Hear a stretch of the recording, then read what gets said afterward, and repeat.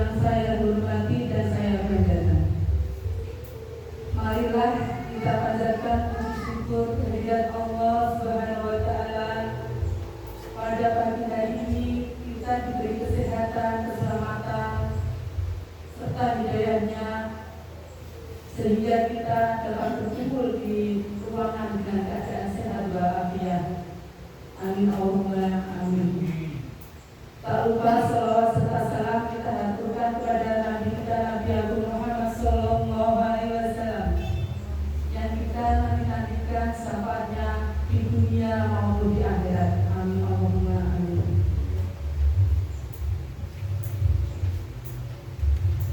Destinasi modul budaya positif menyebarkan pemahaman dan pengalaman penerapan budaya positif. Adapun susunan acara pada pagi hari ini, yang pertama adalah pembukaan dilanjutkan dengan doa. Marilah pada pagi hari ini kita buka dengan bacaan basmalah bersama.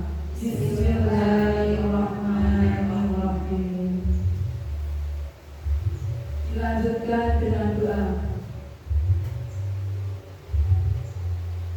Marilah kita berdoa menurut agama dan kepercayaan kita masing-masing. Berdoa dimulai.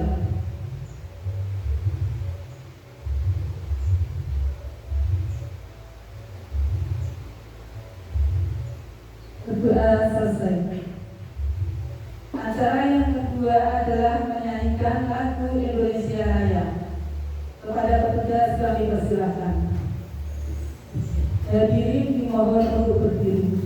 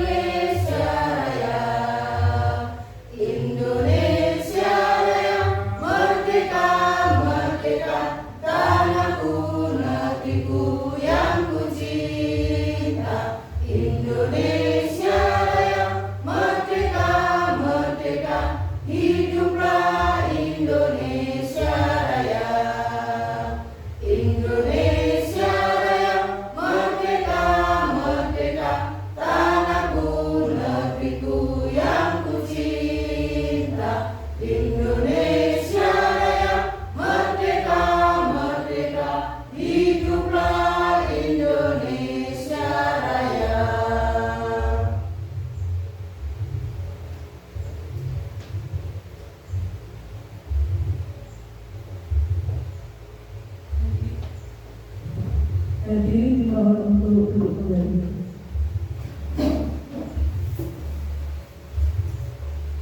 Acara yang selanjutnya adalah sambutan kepala sekolah kepada Bapak Abdul Rahman Wahid SPDSD. Disilakan.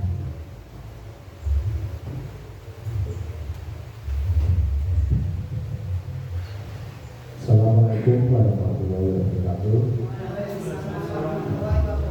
Yang kami hormati Ibu Sri Wahyuningsih sebagai CCP Calon Guru Pembinaan Kelas 11. Yang kami hormati Bapak Ibu Guru SD Negeri 2 Padang. Pertama-tama mari kita panjatkan puja dan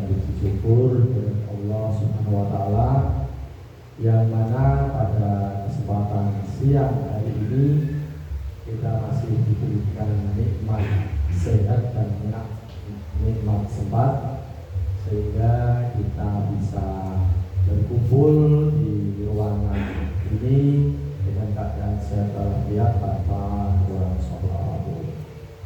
Dan kedua, sholawat dan salam selalu kita aturkan pada junjungan baginda Nabi Agung Muhammad Sallallahu Alaihi Wasallam yang selalu kita nanti-nantikan syafaatnya di yaumul kiamat. Amin amin ya rabbal alamin.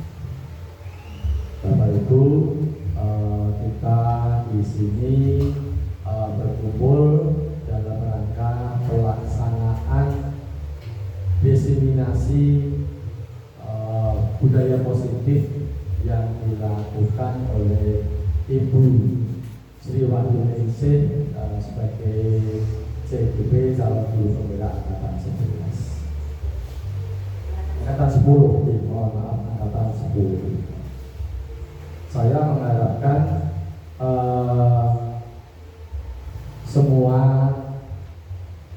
Bapak Ibu guru di SD Negeri 2 Padang, terutama yang masih muda-muda, bila mana nanti ada kesempatan untuk peluang mendaftar di CGP, guru calon guru penggerak, yang rencana informasinya untuk Kabupaten Grobogan pada angkatan 20 itu kelihatannya di Kabupaten Grobogan akan dibuka. Jadi nanti Bapak Ibu guru yang masih muda bisa segera mendapatkan di CPKB. Yang kedua, pada dasarnya saya mendukung dan memfasilitasi kegiatan yang akan dilakukan oleh Ibu Sri Wahyuningsih pada siang hari ini, yaitu pelaksanaan diseminasi budaya positif. Tentunya dengan harapan nanti bisa bermanfaat bagi kita semua dan bermanfaat bagi peserta didik. Saya sampaikan lagi, pada dasarnya kita mengikuti CGP itu adalah banyak manfaatnya. Banyak manfaatnya tentunya di samping ilmunya, ilmu itu bermanfaat bagi diri sendiri dan nanti tentunya akan bermanfaat bagi peserta didik kita. Yang ketiga, saya mengharapkan pelaksanaan CGP ini meskipun waktunya cukup panjang, ya kurang lebih 8 bulan, saya hanya berdoa kepada Bu Sri Wahyuningsih tetap diberikan kesehatan, tetap diberikan keselamatan, sehingga dalam mengikuti program pelaksanaan CGP angkatan 10 dari awal sampai akhir diberikan kemudahan, kelancaran, dan endingnya mendapatkan sesuai yang diharapkan, yaitu lulus dengan predikat guru penggerak, bukan CGP lagi. Tentunya tadi yang saya sampaikan manfaatnya sangat luar biasa. Tentunya guru penggerak ini di samping ilmunya juga kedepannya, karena memang syarat mutlak untuk menjadi kepala sekolah maupun menjadi pengawas sekarang harus melalui guru penggerak. Dan nanti untuk tahun ini pun sudah ada pendaftaran dari CGP yang sudah lolos bisa mendaftarkan atau mencalonkan diri sebagai kepala sekolah maupun sebagai pengawas. Nah, saya mengharap kepada Bapak Ibu yang masih muda untuk mengikuti jejak Ibu Sri Wahyuningsih. Semoga pada angkatan 20 nanti Bapak Ibu semua dapat diterima dan menjadi CGP angkatan 20. Terus saya mengharapkan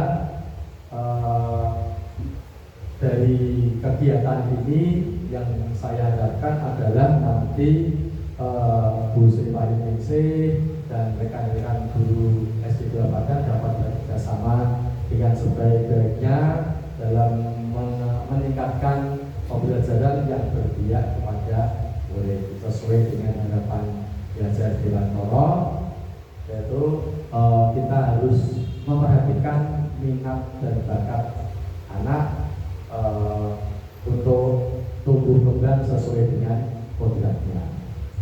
Demikian sambutan dari saya.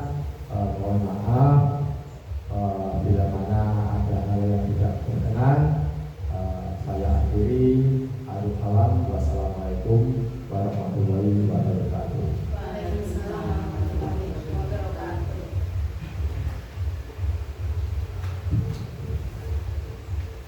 Acara selanjutnya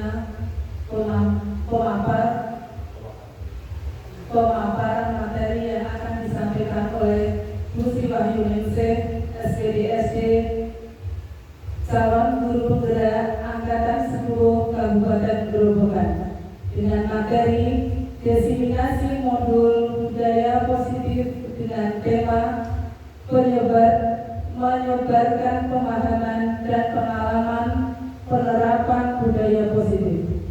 Kepada kami persilakan.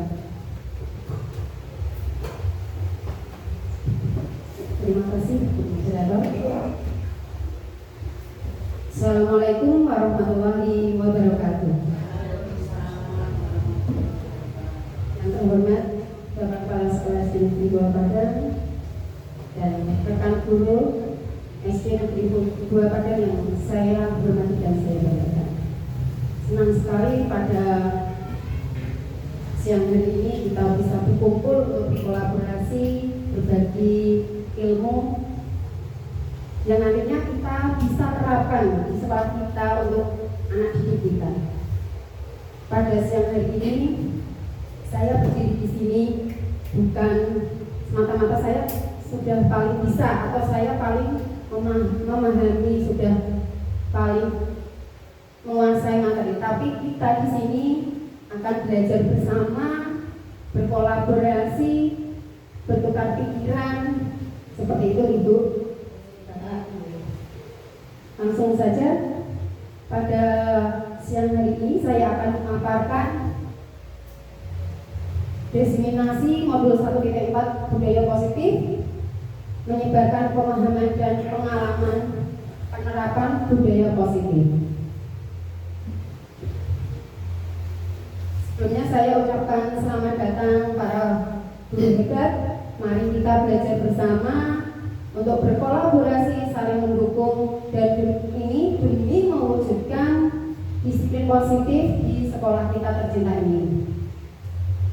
Dan saya ucapkan terima kasih kepada Bapak Ibu guru yang menyempatkan waktunya di sini untuk kita belajar bersama. Seperti itu ya. Nah, untuk tujuan pada siang hari ini, kegiatan ini memiliki makna peserta kita nanti atau dari kita ini bisa memahami dan menerapkan budaya positif di kelas dan di lingkungan sekolah. Dan diharapkan ini dengan saya memaparkan ini, saya juga belajar dan Bapak Ibu guru juga belajar untuk menerapkan budaya positif, tidak hanya sebuah pemahaman, tapi kita bisa menerapkan secara langsung dalam kehidupan sehari-hari kita, baik di kelas maupun di sekolah kita. Nah, harapannya apa? Dengan budaya positif itu kan akan berdampak baik untuk sekolah kita. Tidak hanya untuk sekolah, juga ya di lingkungan. Kalau anak didik kita punya disiplin positif, punya akhlak yang baik, pasti lingkungan sekitarnya pun akan turut punya ikut bangga juga seperti itu. Nah, materinya cukup banyak Bapak Ibu. Ini ada konsep utama modul budaya positif ini. Yang pertama itu perubahan paradigma belajar. Kemudian yang kedua disiplin positif. Yang ketiga, kebutuhan dasar manusia. Yang keempat, motivasi perilaku manusia. Yang kelima, posisi kontrol. Yang keenam, keyakinan kelas. Dan yang ketujuh ada segitiga restitusi. Walaupun materinya banyak, ini akan terasa menarik nantinya. Nah, yang pertama yaitu pembelajaran dengan paradigma baru. Pembelajaran dengan paradigma baru ini dirancang berdasarkan prinsip pembelajaran yang terdiferensiasi sehingga setiap siswa belajar sesuai dengan kebutuhan dari tahap perkembangannya untuk mewujudkan profil pelajar Pancasila. Maksud dari terdiferensiasi itu apa, Bapak Ibu? Nah, terdiferensiasi itu kita nih, anak didik itu kan memiliki bakat, minat, terus potensi yang berbeda-beda. Jadi kita tidak bisa menyamakan, harus belajar dengan teknik seperti ini semua. Harus semua dengan membaca atau semua harus dengan kinestetiknya. Tapi kita bisa mengelompokkan setiap peserta didik ini kebutuhannya apa, potensi yang dimiliki apa, terus keahliannya apa. Itu kita bisa menyesuaikan dengan kebutuhan peserta didik. Dengan seperti itu, nanti peserta didik itu akan mudah untuk mudah untuk menerima pembelajaran, akan merasa senang, dan pada akhirnya sesuai dengan harapan kita tadi mewujudkan profil pelajar Pancasila. Nah, profil pelajar Pancasila itu sendiri ada 6 dimensi. Yang pertama, beriman dan bertakwa kepada Tuhan Yang Maha Esa dan berakhlak mulia. Jadi dari harapan yang pertama itu pasti memiliki iman yang kuat. Anak didik kita, peserta didik atau murid kita nantinya akan memiliki iman yang kuat, rajin beribadah, dan pastinya kalau anak itu mempunyai iman, pasti akhlaknya juga nantinya juga akan baik seperti itu. Yang kedua, mandiri. Harapannya anak kita, murid kita itu mandiri. Mandiri itu bisa menentukan cara belajarnya sendiri dan bisa mengantarkan mereka menuju kesuksesannya sendiri. Karena dengan apa mandiri itu anak itu bisa menentukan aku ingin belajar seperti ini dan bertanggung jawab dengan cara belajarnya sendiri. Anak-anak sekarang ini tidak bisa langsung suruh hanya membaca, hanya mendengarkan gurunya untuk berceramah seperti itu ya. Jadi mereka itu bisa bertanggung jawab dengan cara belajarnya sendiri, menyesuaikan tadi sesuai dengan bakat minatnya. Yang ketiga, ada bernalar kritis. Kalau bernalar kritis berarti anak tersebut memiliki pemikiran yang lebih jauh ke depan. Dia lebih kritis untuk memberikan tanggapan kepada temannya atau kepada guru-gurunya seperti itu. Dan pastinya akan lebih lebih kreatif lagi nanti. Terus berkebinekaan global. Nah dari berkebinekaan itu berarti berbeda-beda dengan suku budaya. Terus kita sebagai orang Indonesia, anak-anak itu juga nantinya akan akan bisa menghargai budayanya sendiri. Namun pada era sekarang ini kan juga internet atau informasi dari luar itu juga lebih mudah diterima lah. Tidak hanya tidak hanya menggunakan budayanya sendiri, tapi dia juga terbuka dengan budaya-budaya asing, tapi harus lebih selektif seperti itu. Terus bergotong royong.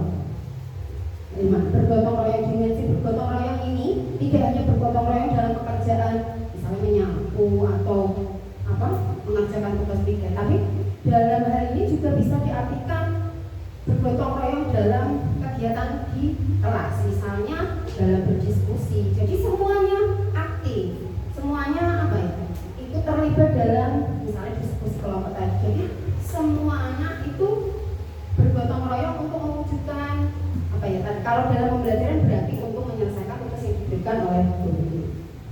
Kemudian kreatif. Ya, kreatif ini berarti anak didik nanti, murid-murid kita nanti akan lebih menunjukkan kreativitasnya, menghasilkan karya-karyanya. Kalau memang anak didik yang kreatif itu pasti bisa mencari atau membuat sesuatu hal yang baru yang beda-beda, tidak monoton itu saja. Itu ya. Jadi harapannya nanti dengan pembelajaran yang baru, anak-anak didik kita, murid-murid kita nanti punya profil pelajar Pancasila yang mewujudkan tadi 6 dimensi tadi. Nah, selanjutnya yang disiplin positif. Apa itu disiplin positif? Kata-kata disiplin kayaknya itu terlalu berat ya. Disiplin itu berarti manut orang itu tidak boleh melanggar, seperti itu. Nah, ini lebih ditegaskan lagi dalam budaya kita. Makna kata disiplin ini dimaknai menjadi sesuatu yang dilakukan seseorang pada orang lain untuk mendapatkan kepatuhan. Kita cenderung menghubungkan kata disiplin dengan ketidaknyamanan. Nah, kata disiplin sepertinya kayak tekanan, jadi merasa kayak tidak nyaman bagi orang-orang yang kurang bisa mendisiplinkan seperti itu. Terus sebagai pendidik, nah kita sebagai pendidik itu tujuan kita adalah menciptakan anak-anak yang memiliki disiplin diri sehingga mereka bisa berperilaku dengan mengacu pada nilai-nilai kebajikan universal dan memiliki motivasi intrinsik bukan ekstrinsik. Jadi harapannya kita sebagai guru itu sebagai panutan, contoh, dan harapannya anak didik itu, murid-murid kita bisa menyapa kita. Berarti kita sebagai pendidik itu juga memberikan contoh-contoh yang baik. Dengan memberikan contoh yang baik tadi, anak didik atau murid kita itu pasti bisa mengikuti guru-gurunya. Jadi harapannya itu bukan karena perintah untuk mengikuti aturan-aturan ini, tapi bisa timbul dari dirinya sendiri. Jadi aku ingin sukses itu harus bisa dari yang tumbuh dari dirinya sendiri. Terus disiplin positif itu merupakan salah satu cara penerapan disiplin yang bertujuan untuk menumbuhkan kesadaran serta memberdayakan anak untuk melakukan sesuatu tanpa ancaman maupun hukuman. Seperti tadi ya, motivasi intrinsik berarti yang tumbuh dari diri kita sendiri. Jadi anak bisa mendisiplinkan dirinya sendiri atas dasar dorongan dari dalam diri, bukan karena takut dihukum atau nanti dapat imbalan seperti itu ya. Untuk ini anak bisa bersikap positif, bisa disiplin, itu juga ada namanya kebutuhan dasar manusia. Nah, apa saja kebutuhan dasar manusia itu? Ada 5: bertahan hidup, kasih sayang dan rasa diterima, penguasaan, kebebasan, dan kesenangan. Apa saja yang termasuk bertahan hidup itu kebutuhan yang bagaimana? Kebutuhan bertahan hidup itu ada kebutuhan yang bersifat fisiologis untuk bertahan hidup, misalnya kesehatan, rumah, dan makanan. Ini contohnya nih, kalau anak itu biasanya nih pagi hari belum sarapan, kadang di sekolah itu dia tidak bisa fokus dalam pembelajaran. Kemarin murid saya pada saat tes kok tidak bisa mengerjakan, malah nangis, dan ditanya ternyata belum sarapan. Berarti kan makanan itu juga dibutuhkan untuk bisa mendorong kita lebih fokus, bisa melaksanakan kegiatan dengan baik. Jadi itu juga kebutuhan dasar. Jadi harus terpenuhi. Kemudian yang kedua itu kasih sayang dan rasa diterima. Kebutuhan untuk disayangi dan diterima ini meliputi kebutuhan akan hubungan dan koneksi sosial, kebutuhan untuk memberi dan menerima kasih sayang, dan kebutuhan untuk merasa menjadi bagian dari suatu kelompok. Ini kasih sayang itu juga sangat-sangat penting. Karena apa? Anak itu merasa nyaman kalau kita itu menyayanginya. Tidak hanya anak kecil, anak-anak yang sudah kelas 6 itu pun kita tidak berikan perhatian juga akan seenaknya sendiri juga. Kadang juga harus memang butuh memberikan motivasi. Motivasi kan juga termasuk wujud sayang kita kepada anak. Terus memberikan misalnya apa ya, reward atau penghargaannya bukan hadiah sih, cuma kata-kata misalnya bagus, pintar, itu juga sudah memberikan motivasi juga.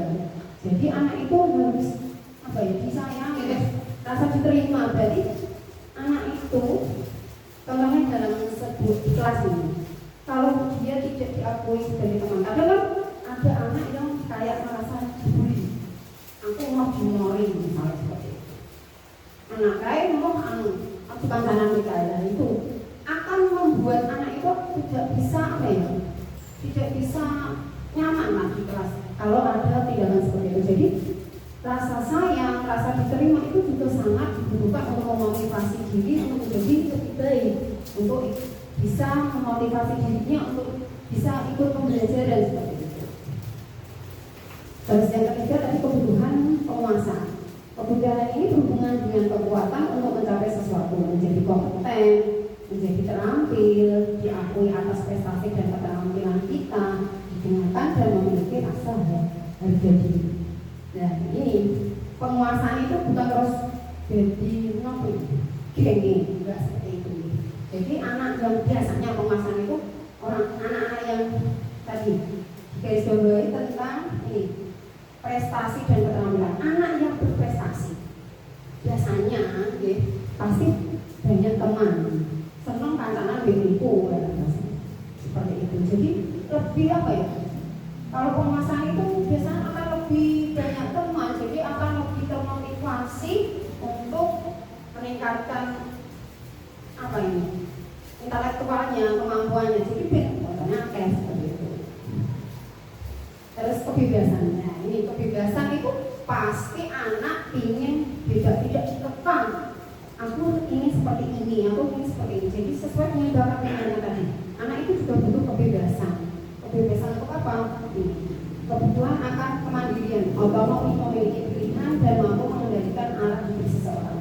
Anak-anak dengan kebutuhan kebebasan yang tinggi menginginkan pilihan, mereka perlu banyak bergerak, suka mencoba-coba, tidak terlalu berpengaruh orang lain dan senang mencoba hal baru dan menarik. Jadi anak didik murid kita itu juga butuh kebebasan untuk menentukan pilihannya. Contohnya, misalnya tadi berdiferensiasi, anak didik itu punya kemampuan membaca misalnya. Jadi punya kebebasan untuk misalnya membaca literasi, membaca buku. Terus anak didik yang lain, peserta didik yang lain, sukanya dengan kegiatan misalnya olahraga. Jadi dia ingin membebaskan dirinya, ingin mencari pembelajarannya dengan itu keaktifan geraknya. Berarti nanti itu hubungannya dengan kinestetik. Jadi pembelajarannya mungkin bisa dialihkan, bukan dialihkan ya, dengan apa ya, kebebasannya dengan cara model pembelajaran yang menumbuhkan kemampuannya seperti tadi kita bisa terjun langsung dalam pembelajaran. Terus yang terakhir kesenangan. Kebutuhan akan kesenangan, ada kebutuhan untuk mencari kesenangan, bermain dan tertawa. Dunia anak itu masih apa ya, senangnya bermain. Jadi dalam pembelajaran pun juga harus bisa melibatkan anak itu dalam kadang ya permainan atau bagaimana. Jadi anak-anak itu masih memiliki kesenangan sendiri, tidak bisa Pak seperti kita sebagai orang tua itu pernah merasa mikir senang ngetok ya seperti itu. Jadi punya kebebasan juga, punya kesenangan juga. Nah itu tadi kelima kebutuhan dasar kita. Kemudian tema yang ketiga itu motivasi perilaku manusia. Motivasi perilaku manusia itu apa? Motivasi merupakan dorongan yang timbul pada diri seseorang secara sadar atau tidak sadar untuk melakukan suatu tindakan dengan tujuan tertentu.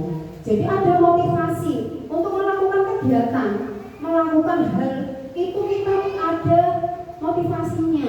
Nah, motivasi itu bisa dari motivasi intrinsik atau juga motivasi ekstrinsik. Nah, apa itu? Untuk motivasi itu satu, menghindari ketidaknyamanan dan hukuman. Nah, murid melakukan disiplin diri karena ia takut dihukum. Ini merupakan motivasi ekstrinsik. Murid tewak dinek juga misalnya contohnya ini berangkat sekolah tapi teman dihukum dulu seperti itu ya. Terus saat upacara bendera ini nggak pakai topi, nggak pakai dasi, takut nih diberiskan di barisan tersendiri karena tidak pernah menggunakan apa itu secara lengkap. Terus kemudian tidak mengerjakan PR, aku ini dihukum seperti itu. Jadi anak itu akan mendisiplinkan dirinya karena faktor ekstrinsik seperti dihukum seperti itu. Nah, untuk selanjutnya mendapatkan imbalan atau penghargaan dari orang lain. Murid melakukan disiplin diri karena ingin mendapatkan imbalan dan merupakan motivasi ekstrinsik juga. Anak ingin apa ya? Disiplin tadi. Mano nanti aku untuk hadiah sekolah ibu guru. Ingin belajar dengan teman bergizinya 100 besok ada hadiah seperti itu. Jadi nanti dan aku di apa itu dapat penghargaan dari bapak ibu guru. Jadi itu karena motivasi imbalan, bukan karena diri sendiri. Jadi itu faktor dari luar. Yang ketiga, menghargai nilai-nilai kebajikan diri sendiri. Murid itu melakukan disiplin diri karena sadar akan nilai kebajikan dirinya. Ini merupakan motivasi intrinsik. Jadi memang sadar ini ada hal positif, ini hal yang baik. Saya ingin menjadi orang yang baik, ingin melakukan kegiatan ini dengan tulus karena memang menyadari bahwa dirinya itu membutuhkan itu sendiri seperti itu. Contohnya kalau anak sekolah itu kan ingin naik kelas, nah aku harus belajar, jadi bukan ini ya, aku ingin berhasil dengan motivasi dirinya sendiri. Nah, konsep disiplin itu akan jadi identitas gagal. Disiplin kok gagal itu bagaimana? Nah, tadi dengan hukuman, karena hukuman apa? Hukuman itu menyakitkan. Hukum ini mesti tidak hanya sakit fisik, tapi kadang kalau menghukum kan bukan hanya fisik saja, tapi dengan kata-kata itu juga merasa akan sakit hati juga bisa seperti itu. Jadi hukuman itu tidak hanya fisik, tapi juga psikisnya juga. Jadi itu juga menyakitkan. Terus dengan hukuman itu juga merasa tidak nyaman. Dihukum mesti siapa sih yang suka dihukum kan seperti itu. Terus dengan hukuman itu murid juga akan merasa takut, terus merasa terpaksa karena takut dihukum tadi. Terus murid menyembunyikan kesalahan. Jadi waktu dihukum nek melakukan kesalahan diumpetke, dia tidak mau jujur. Contohnya tadi kalau nek nilainya misalnya nilainya nanti nek nggak di atas KPM nanti murni. Jadi dia bagaimana? Tidak jujur dengan cara apa? Kadang yang enggak ekstrem ya, yang nyontek atau biar bijiku apa atau harus dihukum misalnya seperti itu. Jadi menyembunyikan kesalahannya. Terus murid menjadi rendah diri, jadi minder, mau diseneni wae jadi seperti itu. Terus dengan penghargaan tadi ya, hukuman iyo maraknya sakit hati juga. Ini penghargaan itu juga tidak bisa efektif. Nah, penghargaan itu juga tidak efektif, merusak hubungan, malah iri. Malah murid mana sing entuk sing dapat itu sing paling sing pinter malah itu ya. Jadi merusak hubungan, malah iri sama teman juga tidak terjadi hubungan yang baik. Terus bisa mematikan kreativitas. Ya, kreativitas itu tadi ya. Sing entuk kesempatan orang-orang yang pinter sudah dapat penghargaan orang-orang yang baik, yang pintar-pintar saja. Jadi kadang orang yang tidak memiliki kreativitas yang agak yang tidak merasa dirinya mampu, dia akan malah kalau paling yang dapat yang remeh sawi itu terus, aku malah optimis tidak mau maju malah.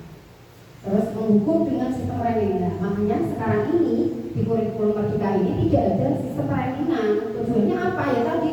Tidak mematikan kreativitas anak, tidak ada sekat-sekat lain. Intinya semua anak itu punya kreativitas, semuanya punya kualitasnya masing-masing, semua anak punya bakat minatnya. Jadi kalau rankingan itu kan kayak semata-mata hanya mengedepankan nilai seperti itu.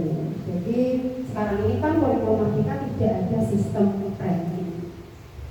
Terus kemudian dengan penghargaan itu juga akan merampas hak dan menghargai diri. Ya, merampas haknya untuk menghargai dirinya sendiri karena apa tadi? Aku penghargaan. Jadi tidak karena dasar dirinya mampu, tapi karena diberi hadiah, diberi penghargaan. Untuk konsep disiplin dengan identitas sukses, disiplin bisa mensukseskan itu dengan cara yang bagaimana? Konsekuensi. Apa itu konsekuensi? Konsekuensi itu kan biasanya sudah dijadikan kesepakatan. Jadi kamu nih melanggar, nah, konsekuensinya apa? Tahu. Apa ini? Aku melakukan kesalahan ini, aku harus seperti ini. Jadi itu merupakan penguatan jangka pendeknya saat itu saja. Jadi maksudnya nggak bisa berdampak panjang. Karena itu kadang tidak menjadikan kedisiplinan secara motivasi diri. Itu penguatan jangka pendek. Terus perlu monitoring berkelanjutan. Jadi perlu kita dipantau secara kan sebuah aturan harus ditaati tadi ya, sebuah kesepakatan yang harus selalu diingatkan. Anak-anak didik kita, peserta didik atau murid-murid kita itu kan kadang kurang menyadari atas aturan atau keyakinan yang sudah ditetapkan. Kita sebagai guru, sebagai guru itu harus selalu mengingatkan. Terus stimulus dan respon, jadi selalu memberikan stimulus atau namanya itu. Lagi untuk pemantik lah, lagi pancing ini nanti responnya bagaimana.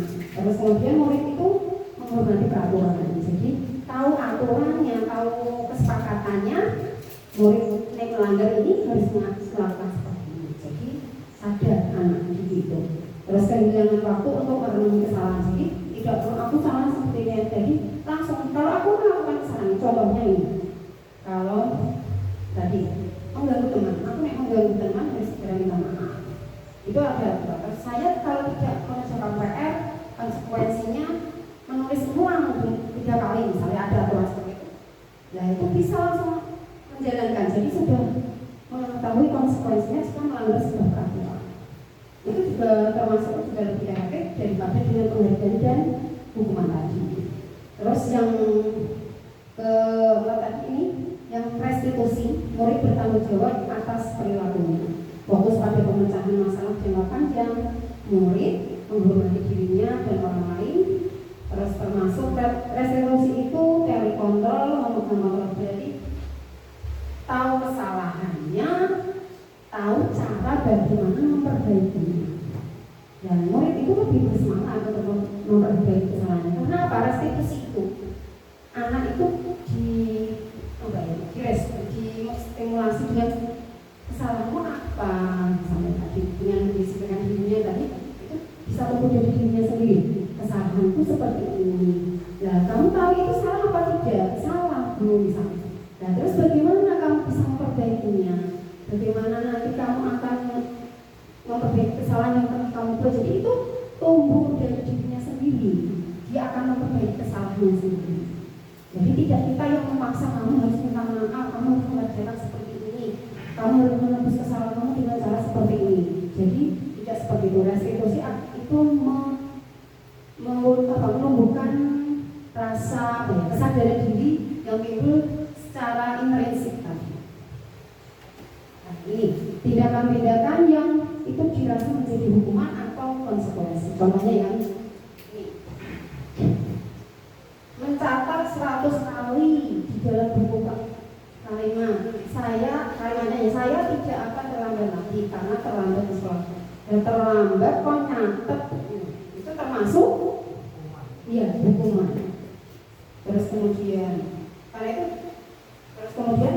lari mengelilingi lapangan basket 2 kali karena terlambat lagi di sekolah, termasuk hukuman. Nah itu fisik ya. Terus membersihkan coretan yang dibuatnya di meja. Nah, itu termasuk konsekuensi. Kan coretan kita di kelas kan ada aturan atau keyakinan kelas harus menjaga kebersihan seperti itu. Anak-anak kan biasanya sebenarnya menjaga kebersihan, itu mencoret-coret meja. Konsekuensinya yaitu membersihkan. Jadi itu bukan sebuah hukuman, tapi konsekuensi yang harus dihadapi karena setelah melakukan kesalahan. Murid diminta push up 15 kali karena tidak menggunakan masker di sekolah atau tidak mengikuti kegiatan tadi, itu termasuk hukuman. tugas temannya kalau dicoret-coret. Tugas sekolahnya diorek-orek, disuruh menggantikan. Jadi itu termasuk konsekuensi, karena sebuah aturan kita harus menjaga harmonisasi, harus menjaga rasa saling menghargai. Nah itu tidak menghargai temannya, makanya suruh menggantikan kertas yang dicoret tadi. Terus berjemur di lapangan basket pukul 12 siang karena ngobrol dengan teman, itu termasuk hukuman, itu termasuk hukuman fisik, dan itu sangat tidak dianjurkan. Hukuman itu tidak diperbolehkan misalnya. Sampai setelah itu murid diminta bertelanjang kaki sepanjang hari karena tidak menggunakan sepatu warna hitam sesuai peraturan sekolah. Memang itu sudah peraturan, tapi itu terlalu kecil karena tidak boleh bersepatu malah. Itu termasuk hukuman fisik. Nah, dengan hukuman-hukuman itu, anak-anak kan merasa tadinya yang sebenarnya nggak bisa langsung jiwanya pemaaf. Anak kadang kan punya rasa dendam, itu bisa menyebabkan traumatik, bisa menyebabkan rasa sakit hati. Itu kadang juga nggak bisa langsung bilang. Tapi memang ada anak sih yang sudah marah itu sebar, nanti bisa langsung lagi. Kadang ada kan setiap anak itu berbeda. Selanjutnya dengan konsep disiplin itu tadi pendekatan restitusi. Restitusi itu dengan cara apa? Restitusi itu apa? Nah, proses menciptakan kondisi bagi murid untuk memperbaiki kesalahan mereka sehingga mereka bisa kembali pada kelompok mereka dengan karakter yang kuat. Jadi anak tahu kesalahannya ini seperti ini, anak bisa tahu kan, aku harus memperbaiki dengan cara apa ya? Dengan cara mereka inginkan. Jadi anak-anak itu kalau dengan restitusi itu bisa lebih kreatif untuk menyadari kesalahannya, bisa memperbaiki kesalahannya, dan untuk kedepannya dia tidak akan mengulanginya lagi. Terus itu ciri-ciri restitusi apa? Ini pertama, bukan menebus kesalahan, namun belajar dari kesalahan. Bukan karena salah harus memperbaiki, tapi belajar dari kesalahan-kesalahan yang telah dilakukan. Anak itu akan tidak melakukan kesalahan lagi, jadi sudah menyadari kesalahannya dan pasti nantinya akan lebih baik. Terus memperbaiki hubungan. Jadi antara tadi ya, kalau hukuman kadang kan menimbulkan sebuah kebencian.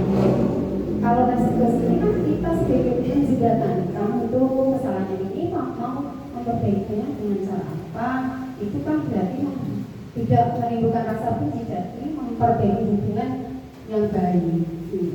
Terus tawaran bukan paksaan, jadi ditawarkan, tapi kamu melakukan kesalahan ini inginnya memperbaikinya dengan bagaimana?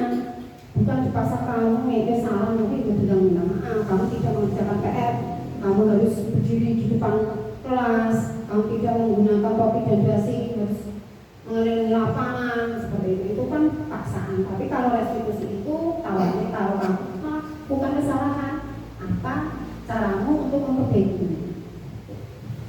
Terus menuntun untuk melihat ke dalam diri. Jadi introspeksi diri. Aku salah seperti ini, aku harus seperti ini. Itu kan timbul dari dirinya sendiri. Jadi itu motivasinya dari dalam diri. Terus mencari kebutuhan dasar yang mendasari tindakan. Jadi kesalahannya apa, harus memperbaikinya dengan cara apa. Dan itu fokus pada karakter, bukan tindakan. Jadi kan keinginannya bukan hanya sekedar misalnya memperbaiki kesalahan, tapi yang diinginkan itu karakternya. Dia menjadi bisa mendisiplinkan dirinya biar apa?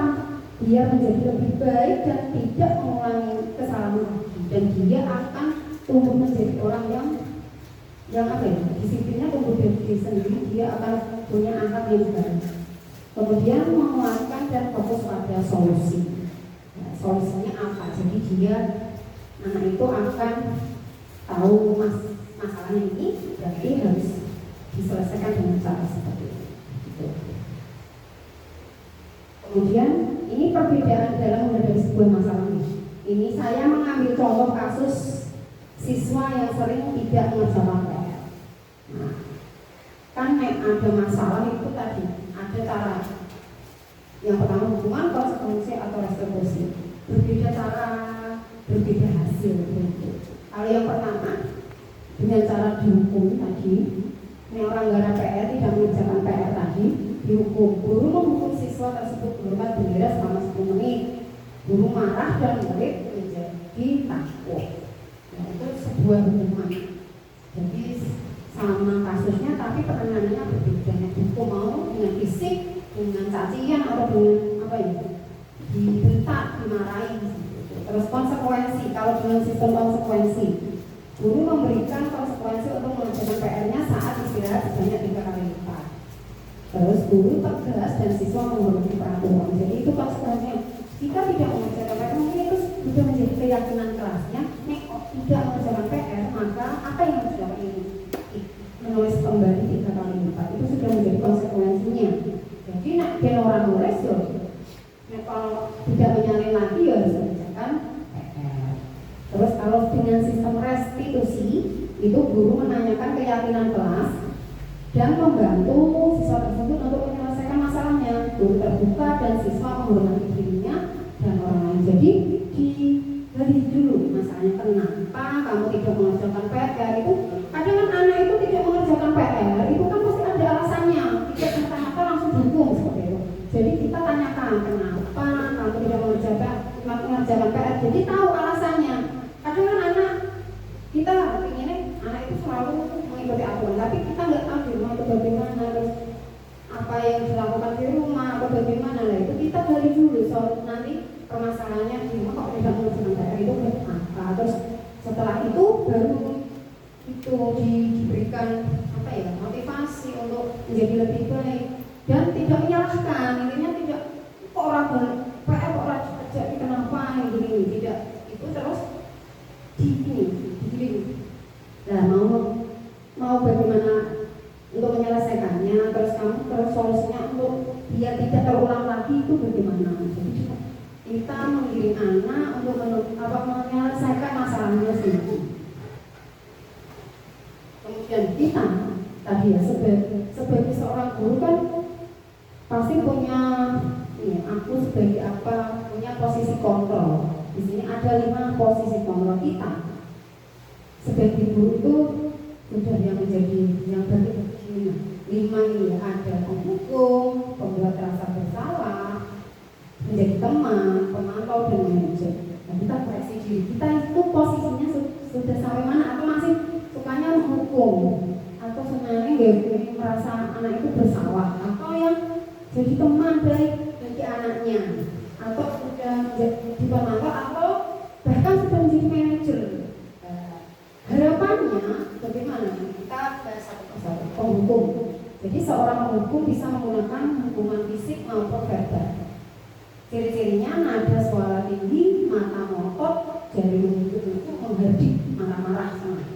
Nah, itu ciri-ciri penghukum. Kamu kenapa tidak mengerjakan sambil berkata keras?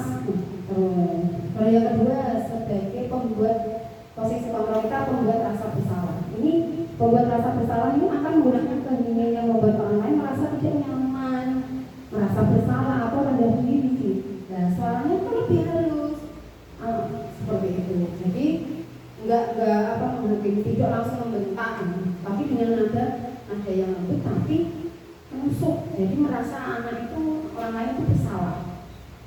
Terus yang ketiga, posisi teman, menunjukkan hubungan yang baik dan humor untuk mengaruhi seseorang. Sebenarnya namanya suara akrab dan bercanda. Dan posisi teman itu kan ya akrab, bisa bercanda, bisa gurau. Jadi itu akan lebih merasa nyaman.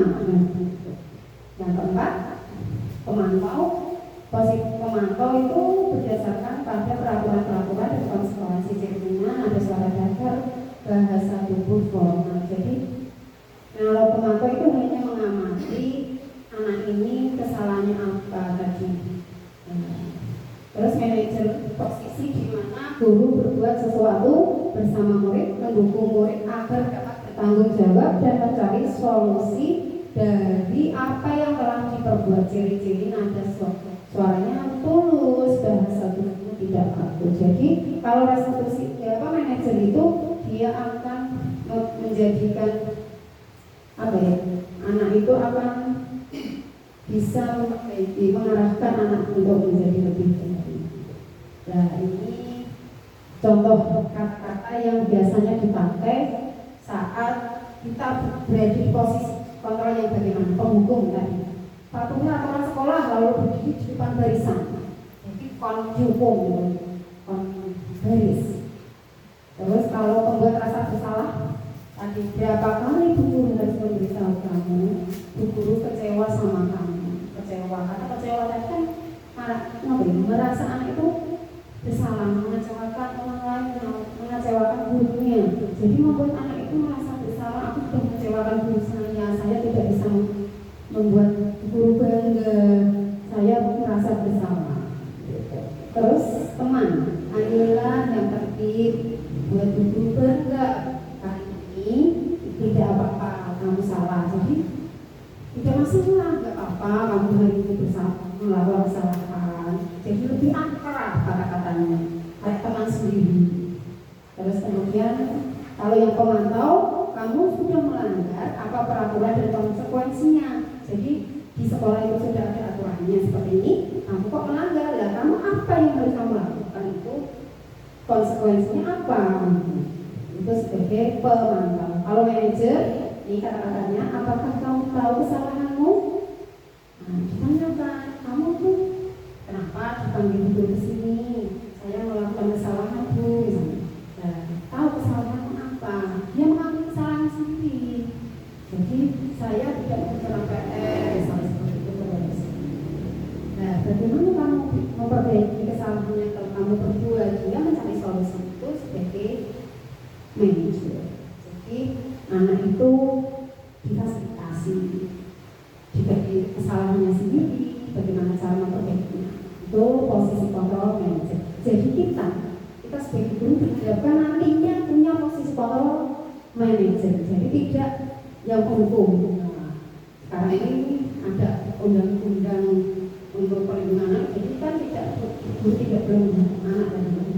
Jadi kita diharapkan semuanya nanti kita bisa menjadi manajer. Jadi hanya memberikan fasilitas ke anak biar bisa menemukan kesalahannya, bisa memperbaiki kesalahannya, dan nantinya dia akan bersikap baik, mempunyai disiplin dari dirinya sendiri. Kayak udah cenderung ngantuk, kita SPP dulu ya. Ngoceh lagi. Kita SPP sebentar. Kita instruksinya, kalau saya bilang selamat pagi, cukup tepuk tangan sekali. Ya, selamat pagi berarti tepuk sekali. Selamat siang, selamat malam. Jadi nanti agak cepat. Selamat pagi, selamat siang, selamat malam, selamat siang, selamat pagi, selamat sore.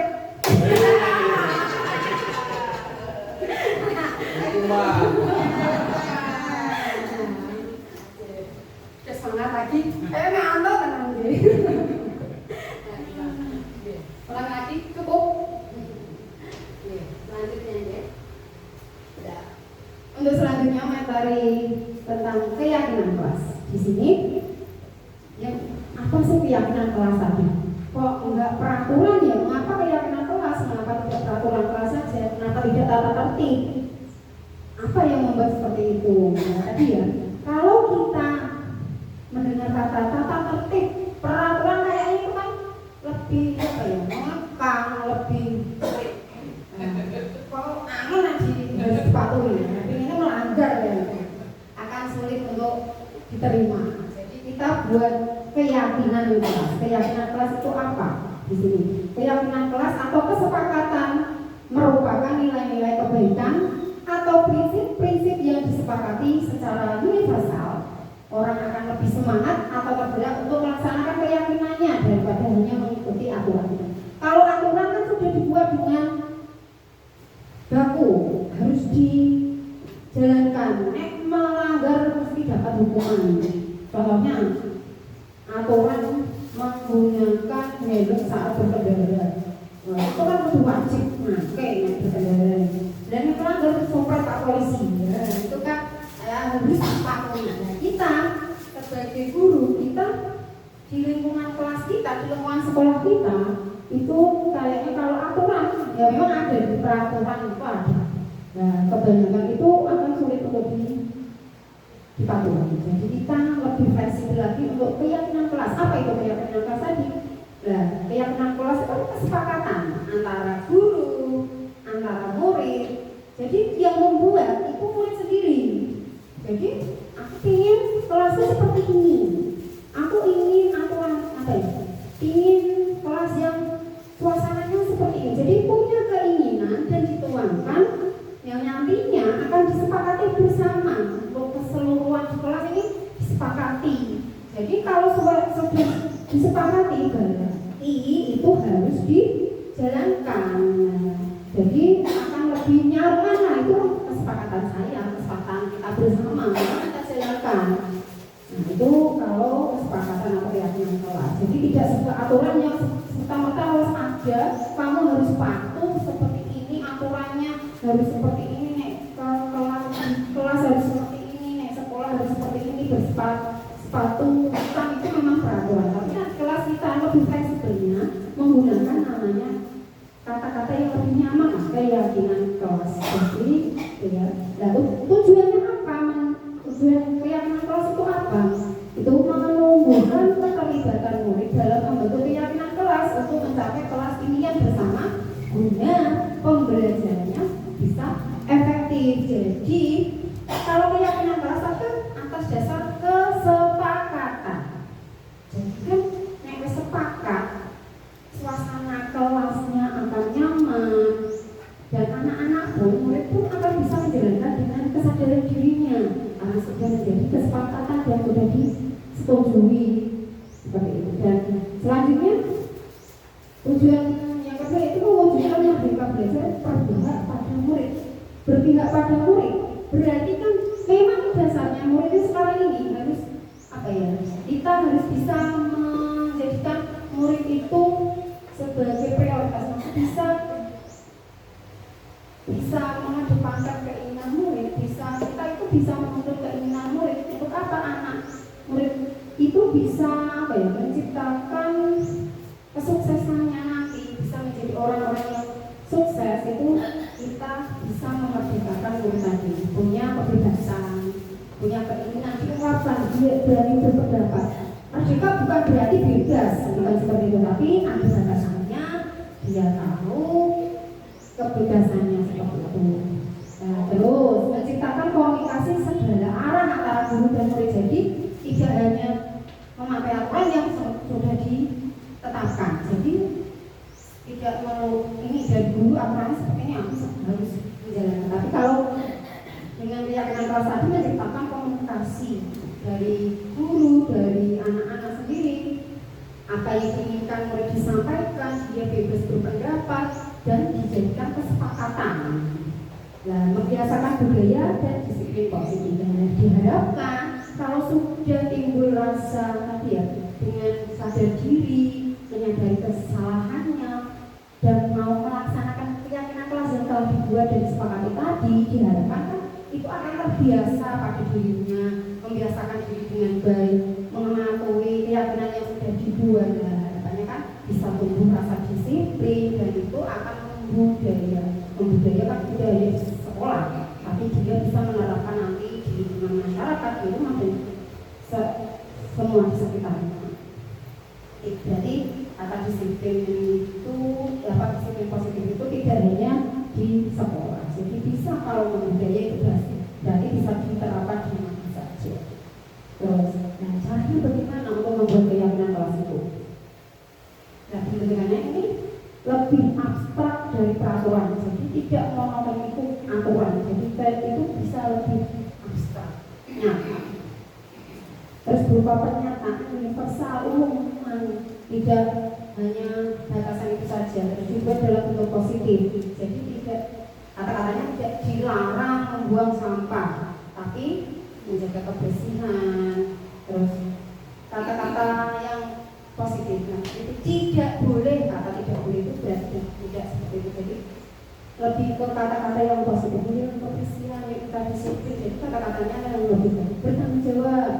terus apa ya, beribadah, menjaga kebersihan. Jadi kata-katanya yang positif, bukan yang tidak boleh, dilarang, tidak dianjurkan, kata-katanya tidak seperti itu.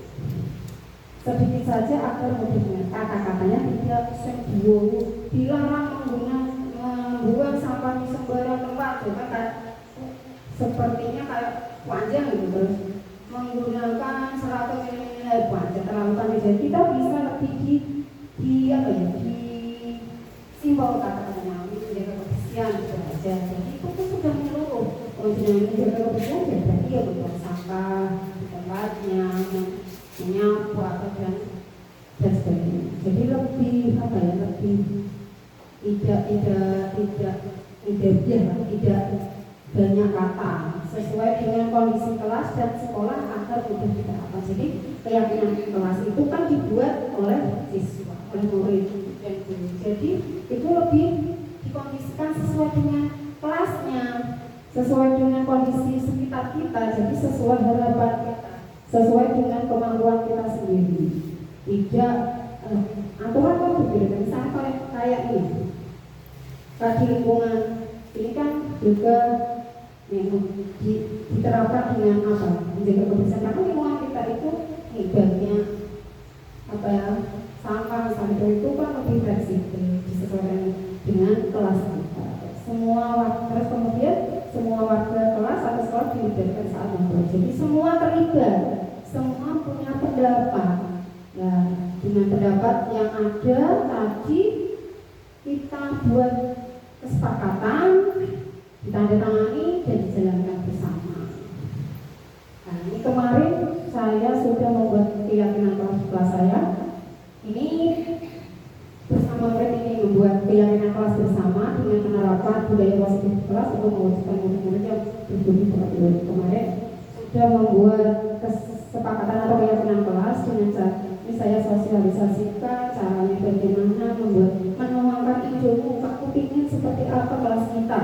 Silahkan tuliskan di post-it. Itu tadi saya bagikan kertas berwarna itu, nanti anak-anak silahkan menuangkan keinginanmu. Kamu ingin mewujudkan kelasmu yang bagaimana? Kamu ingin menciptakan suasana kelas yang bagaimana? Nah, kamu tuangkan di situ. Nah, kemudian murid menuliskan pendapat mengenai kelas pilihan dan menempelkannya di papan tulis. Kemarin setelah menulis semuanya, anak-anak menempel di papan tulis dengan harapan tadi sudah menuangkan keinginannya, harapannya, impiannya di dalam kertas catatan. Terus kemudian guru bersama murid mengelompokkan keyakinan atau kesepakatan yang ditulis pada nilai-nilai kebersihan. Jadi sudah dikelompokkan. Ini termasuk kegiatan yang menjaga kebersihan, ini yang termasuk kegiatan disiplin, ini termasuk kegiatan yang menentukan ibadah, seperti itu. Jadi ini dikelompokkan per nilai-nilai kebajikannya. Jadi setelah ditulis semua tadi kita kelompokkan. Jadi biar nanti kan bisa lebih apa ya, lebih ringkas. Nah, kalau sudah tadi semua disepakati atau apa keyakinan kelas yang sudah disepakati, kita minta tanda tangan, minta tanda tangan nilai-nilai keyakinan yang sudah disepakati bersama, kita tanda tangani dan nantinya akan kita jalankan, kita terapkan di kelas. Nah, keyakinan atau kesepakatan kelas yang sudah tadi dapat di kelas yang kami keluarkan di belakang. Nah, itu sudah menjadi kesepakatan yang namanya akan dijalankan. Oke, ini terakhir untuk sertifikat restitusi. Nah, kita bicara kembali tentang restitusi. Tadi ya, memberikan anak ke posisi kelompoknya dengan harapan tadi ya sudah memperbaiki kesalahan tadi. Dan dalam melakukan restitusi ada namanya sertifikat restitusi. Nah, sertifikat jadi ada 3 cara yang harus diterapkan. Apa saja? Yang pertama, menstabilkan identitas. Kita semua akan melakukan hal terbaik yang bisa kita lakukan. Jadi menstabilkan identitas dulu. tidak langsung menyalahkan. Validasi tindakan yang salah tanya dengan cara yang halus, divalidasi tindakan yang salah apa tadi, kesalahan apa, terus kemudian menanyakan keyakinan. Dan dengan kesalahan itu tadi, kamu itu apa? Melanggar keyakinanmu apa tidak? Jadi ada 3 tahapan. Yang pertama menstabilkan identitas, validasi tindakan yang salah, dan menanyakan keyakinan. Apa itu menstabilkan identitas? Ciri-cirinya apa? Kata-kata biasanya. Kita biasanya sudah menerapkan hal itu, tapi kita tidak tahu kok namanya itu ternyata sedikit restitusi. Biasanya guru-guru saya tahu istilah ini juga baru kali ini mengikuti TGP, jadi baru tahu istilahnya. Tapi pasti guru-guru yang senior pasti sudah menerapkan hal ini, misalnya gitu, tapi tidak tahu istilahnya. Dan kalau kali ini di CBP ini kan ada namanya sertifikat restitusi, ya baru tahu kali ini. Ya, apa itu menstabilkan identitas? Bagian dasar dari sertifikat bertujuan untuk mengubah identitas anak dari orang yang gagal karena melakukan kesalahan menjadi orang yang sukses. Kalau kita ingin dia menjadi negatif, maka kita harus meyakinkan si anak dengan cara menyatakan kalimat-kalimat ini. Jadi kan tahu anak itu salah, tapi kita tidak menyalahkan. Dan kadang-kadang berbuat salah itu tidak apa-apa. Tidak ada manusia yang sempurna. Jadi kita stabilkan dulu. Kayak orang merasa bersalah. Saya juga pernah melakukan kesalahan seperti itu. Dan ayam, aku ya pernah melakukan kesalahan sama. Kita itu manusia, kita bisa menyelesaikan ini. Terus Bapak Ibu tidak tertarik mencari siapa yang salah, tapi Bapak Ibu ingin mencari solusi dari permasalahan ini. Jadi tidak mungkin kesalahan.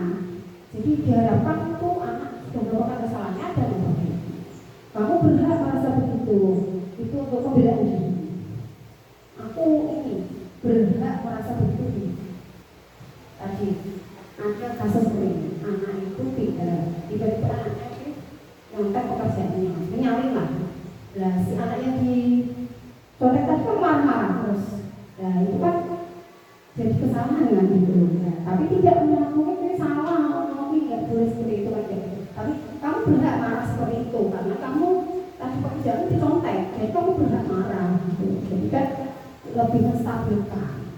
Nah, apakah kamu sudah menjadi teman yang baik buat diri sendiri? Jadi lebih ngaduk-ngaduk lah teman-teman. Itu menstabilkan identitas. Terus yang kedua itu validasi tindakan yang salah. Dengan kesalahan-kesalahan tadi yang sudah dilakukan kita validasi, guru akan mengubah pandangannya dari teori stimulus supaya sebuah cara berpikir proaktif yang mengenali tujuan dari setiap tindakan. Kalimat-kalimat ini di bawah ini mungkin terdengar asing buat guru, namun bila dikatakan dengan nada tanpa menghakimi akan memvalidasi kebutuhan mereka. Karena yang pertama, padahal kamu bisa melakukan yang lebih buruk dari ini. Nah ini dia melakukan kesalahan. Tapi kamu bisa ekstrem lagi kalau kamu tidak bisa mengontrol dirimu. Kamu pasti punya alasan mengapa melakukan ini. Jadi kesalahan kamu melakukan kesalahan ini pasti ada alasannya.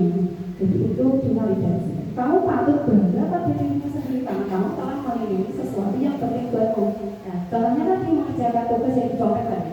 Karena kan kamu patut bangga pada dirimu sendiri karena kamu telah melindungi sesuatu yang penting buatmu. Jadi pekerjaan itu kan penting. Kok enak saja kamu dicontek gitu.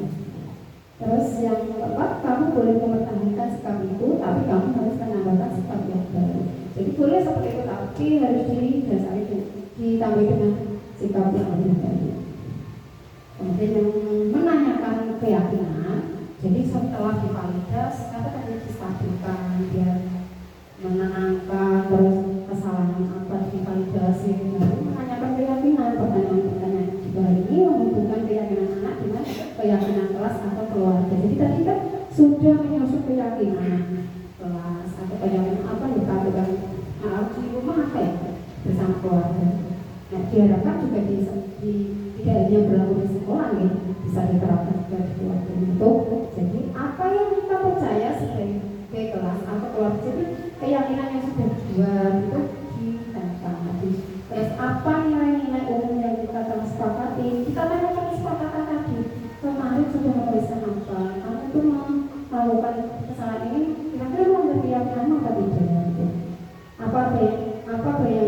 rekan kelas yang dia kamu ingin mengharapkan kelas yang bagaimana? Terus kamu mau jadi orang yang seperti apa ke depannya? Kalau kamu melakukan kesalahan ini, sudah memperbaiki ini, ke depannya kamu ingin menjadi sosok yang bagaimana? Jadi kamu ingin yang disiplin, yang bertanggung jawab, ingin dihargai atau seperti itu. Itu adalah keyakinan kelas. Contoh yang sudah saya terapkan kemarin itu contoh penerapan segitiga restitusi yang sudah saya terapkan. Bisa ada video sendiri.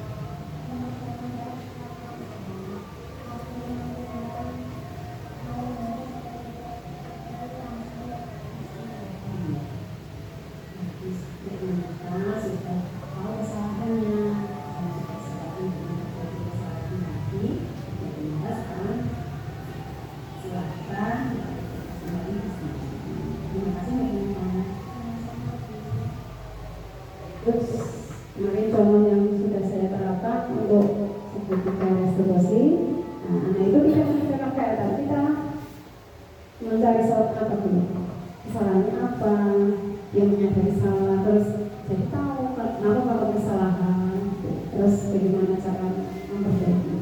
Oke. Beberapa dokumen-dokumen penerapan budaya positif di kelas untuk mewujudkan murid berbudi pekerti luhur.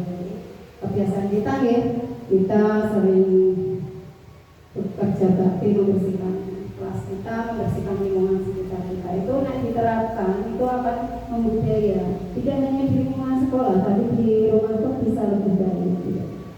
Terus kemudian memberikan salam, nyapa, salam, senyum seperti ini. Hal-hal yang baik yang harus kita tumbuhkan pada diri anak, diri kita agar membudaya. Terus kegiatan berdoa, beribadah, sholat duha, sholat berjamaah yang kita lakukan setiap hari di sekolah itu nantinya akan membiasakan anak untuk rajin beribadah di sekolah maupun di rumah. Terus pembacaan Asmaul Husna itu juga akan membiasakan anak untuk meningkatkan keimanannya. Terus ada kemarin kita juga melaksanakan manasik haji itu juga termasuk hal-hal yang bisa meningkatkan ibadah atau meningkatkan keimanan. Nah, terakhir dari standar nasional pendidikan itu dalam penerapan program disiplin positif hendaknya guru memiliki standar kepribadian profesional dan sosial yang baik, di mana guru mampu berefleksi pada posisi pengelola saat ini. Bagaimana perjalanan dirinya menjadi seorang among, tadi diharapkan guru itu posisinya adalah manajer, menuntut anak. Jadi memfasilitasi anak, membimbing anak, yang menuntut murid-murid menjadi insan yang mandiri, merdeka dan bertanggung jawab. Jadi hal yang diharapkan itu anak akan bisa bertanggung jawab, merdeka dan bisa meraih kesuksesan. Terima kasih atas perhatiannya. Ada kata bijak untuk motivasi diri saya sendiri dan semoga bisa menginspirasi juga. Tingkatkan kualitas dirimu dengan berproses agar orang lain menjadikanmu sebagai inspirasi. Itu menjadi motivasi saya untuk menjadi orang yang lebih berkualitas, tidak untuk diri saya, tapi nanti untuk orang lain juga seperti itu. Demikian presentasi dari saya. Apabila ada kesalahan, apabila ada kata-kata yang kurang berkenan, saya minta maaf. Assalamualaikum warahmatullahi wabarakatuh.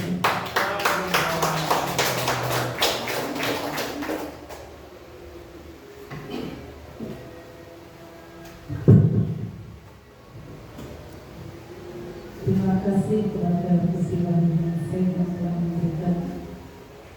Semoga kita bermanfaat untuk diri kita. Untuk acara selanjutnya, sesi tanya jawab, kami buka 2 pertanyaan bagi Bapak Ibu yang ingin bertanya, disilakan.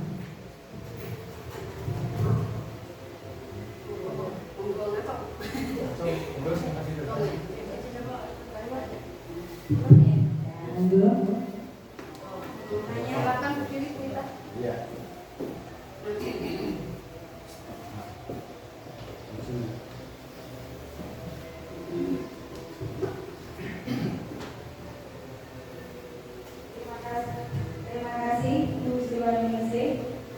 Ini saya mau bertanya, apakah setiap penyelesaian masalah harus menggunakan segitiga diskusi? Terima kasih.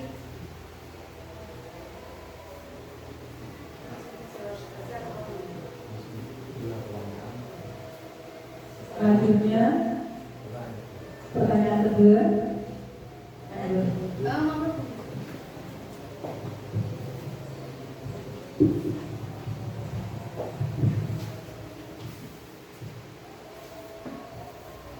Terima kasih atas waktu yang diberikan kepada saya. Assalamualaikum warahmatullahi wabarakatuh. Waalaikumsalam warahmatullahi wabarakatuh. Pak, Bapak dan Ibu guru, kita sebagai guru biasanya di dalam kelas itu menghadapi anak-anak itu tidak semuanya patuh dan mentaati peraturan-peraturan yang kita buat atau keyakinan kelas yang kita buat. Kadang-kadang ada satu atau dua anak yang tidak mau mentaati keyakinan kelas tadi. Itu kita ingatkan tidak 1-2 kali, tapi beberapa kali, hampir setiap hari melakukan hal-hal yang kurang mentaati keyakinan kelas tadi. Nah, kadang-kadang anak tersebut kita bentak dan anak tersebut merasa takut atau trauma. Nah, di sini saya mau menanyakan, bagaimana cara mengatasi anak yang mengalami trauma atau masih menyimpan rasa sakit hati saat diperlakukan guru seperti atau secara tidak baik. Mohon penjelasannya Ibu Sriwaningsih SPD SD.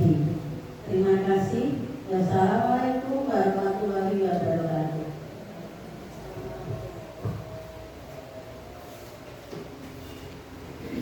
Terima kasih Buta dan Budi yang telah menyampaikan pertanyaannya. Yang pertama tadi, apakah setiap kesalahan tadi penyelesaiannya harus menggunakan segitiga restitusi? Jawabnya tidak boleh.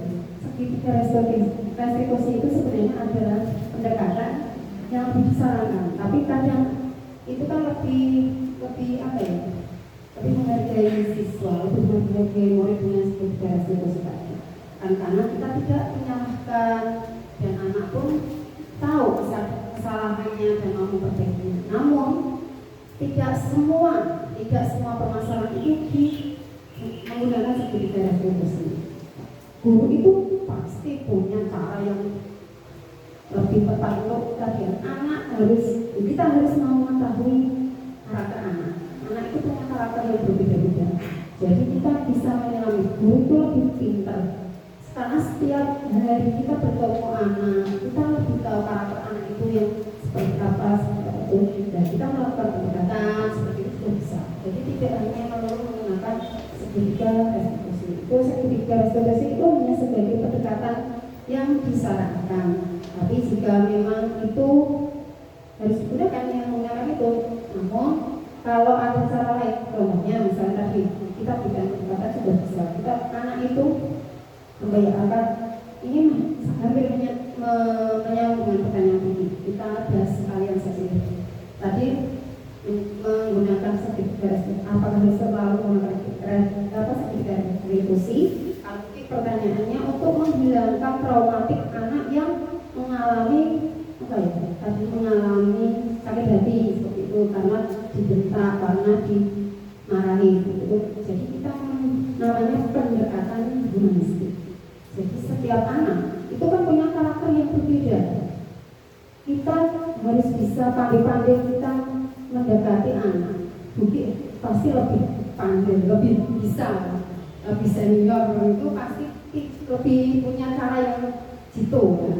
Nah, saya bisa menjawab begini, memberikan pendekatan anak itu kan diberikan kasih sayang secara ya tidak berlebihan, terus menerus diberikan perhatian tadi. Kebetulan akan rasa kasih sayang. Anak itu trauma, anak melakukan kesalahan, kita selalu berikan dukungan, selalu berikan motivasi, diberikan perhatian, kasih sayang dan tidak hanya tuntutan, kita juga memberikan dorongan seperti itu. Jadi dengan pendekatan kita melibatkan anak, nah itu juga bisa menyelesaikan permasalahan. Kalau kita tadi permasalahannya tentang apa harus dengan segitiga restitusi, tapi ya sudah jawabannya tidak, karena bisa menggunakan pendekatan humanistik. Kita lebih nggak bisa langsung menerapkan segitiga restitusi karena kadang anak juga membawa traumanya masing-masing. Nah, tapi kita lebih melibatkan anak secara langsung, didekati perlahan, diberikan motivasi. Kita bisa menjadikan anak sebagai nyaman gitu. Jadi bisa kadang mungkin apa yang membuat trauma kita bisa lebih dekat. Anak ini saya biasanya nesu-nesu marah-marah tadi, saya takut kalau dia diberikan kepercayaan misalnya tadi ya, yang biasanya takut kita berikan kepercayaan misalnya lebih ke tugas itu dipercayakan kepada anak yang takut tadi. Itu kan kita jadi memberikan kepercayaan agar anak itu bisa tidak hanya melupakan masing-masing, kita perlahan menghapus traumatik tadi. Jadi kita lebih ke pendekatan, intinya seperti itu. Mungkin juga pasti sudah bisa mengatasi masalah. Saya sebagai yang lebih muda bisa mencontoh buku juga ini. Pendekatan yang lebih ke anak, dan anak itu akan merasa nyaman. Kalau sudah nyaman tadi akan kembali ke posisi dia, ke posisi semula, dia bisa mengikuti pembelajaran lagi, mengikuti kegiatannya bersama teman-temannya lagi. Terus anak ada ini memang berbeda ya. Anak-anak itu punya karakter yang berbeda. Ada yang saat itu dimarahi, masih menjawab juga. Jadi ada yang masa bodoh juga. Terus ada yang trauma memang berat juga karena ada proses. Jadi ada proses secara perlahan untuk memperbaiki kesalahan-kesalahan atau memperbaiki rasa sakit hati tadi.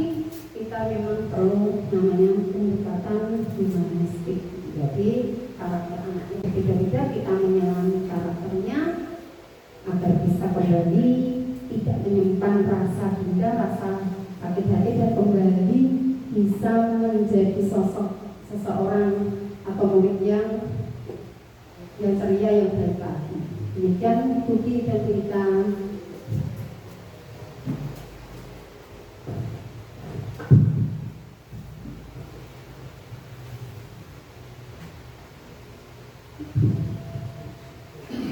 Acara yang selanjutnya refleksi oleh Kepala Sekolah kepada Bapak Abdul Rahman SPDSD disilakan.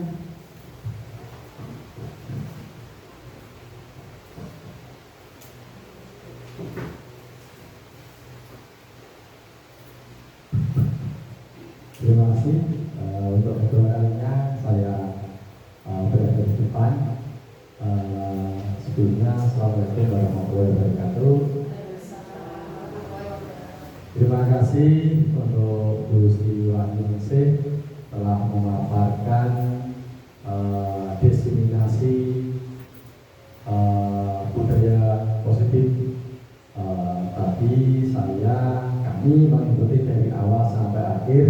Materi yang dipaparkan sangat-sangat luar biasa. Tentunya kami dan teman-teman bisa mengadopsi dari materi-materi tersebut untuk bisa kami terapkan dalam kehidupan sehari-hari bersama dengan anak-anak didik kita. Semoga nanti kita bisa berkolaborasi. Kita berkolaborasi dengan guru-guru yang lain, mungkin tidak hanya di satu lingkup SD Negeri 2 Padang, mungkin bisa di SD Negeri 1 Padang, mungkin bisa SD-SD lain serta Kota karena ilmu itu tidak ada putusnya. Tadi dari beberapa materi yang disampaikan, saya bisa menyimpulkan bahwa yang tadi ada siswa itu ada kebutuhan kasih sayang. Tentunya kasih sayang itu harus kita berikan kepada anak didik. Seperti siswa itu kita anggap sebagai anak kita sendiri. Jadi kita tidak bisa serta-merta membedakan anak satu dengan anak lain. Semua anak dengan segala karakternya harus kita pandang sebagai anak kita sendiri. Jadi tidak ada perbedaan. Terus tadi ada beberapa tapi yang sangat menarik bagi saya adalah menghindari ketidaknyamanan dan hukuman. Tadi disampaikan ini bahwa anak-anak setiap Senin mengikuti upacara berbeda. Bila mana yang tidak memakai pakaian komplit bergaris terpisah dari teman-teman yang lain. Nah, tadi disampaikan itu ada beberapa contoh hukuman atau konsekuensi. Menurut saya karena itu sudah menjadi kesepakatan ketika dan itu peraturan sekolah ketika setiap anak setiap hari Senin anak-anak harus memakai pakaian komplit.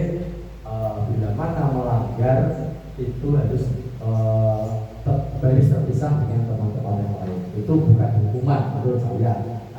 Bagaimana menurut ini itu hukuman atau konsekuensi? Konsekuensi, jadi itu konsekuensi. Jadi itu kita tidak melanggar karena sudah ada kesepakatan dan itu sudah termasuk aturan sekolah. Tentunya itu juga merupakan pembiasaan. Nah, tadi disampaikan oleh Bune, kita harus mengadakan pembiasaan kepada anak-anak. Jadi anak-anak yang semula tidak terbiasa lambat laun dengan kita mengadakan pembiasaan, tentunya anak-anak dengan sendirinya mentaati peraturan yang ada. Contoh kecil tadi seperti pakai upacara, kita biasakan setiap hari Senin, kita biasakan dan akhirnya anak terbiasa dan merasa tidak terbebani. Jadi tidak tadi juga dengan masalah kebersihan. Nah, itu tidak kalah penting. Kita biasakan anak-anak, kita kasih contoh diri kita sendiri mengukur, jangan putus begitu saja. Nanti kita biasakan kepada anak, tentunya anak-anak akan terbiasa. Terus yang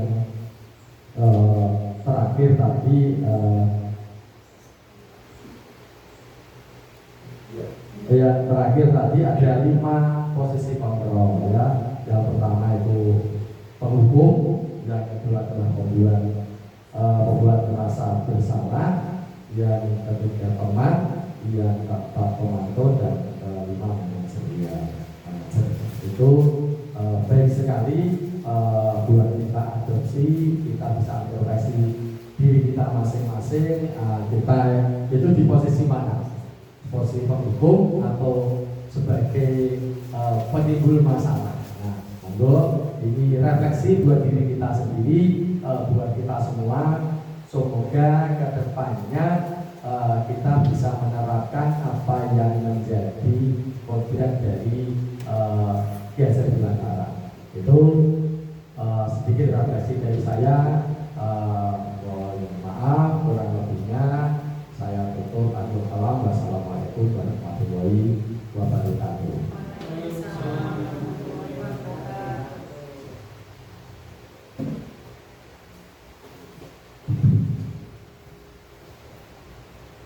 Acara selanjutnya adalah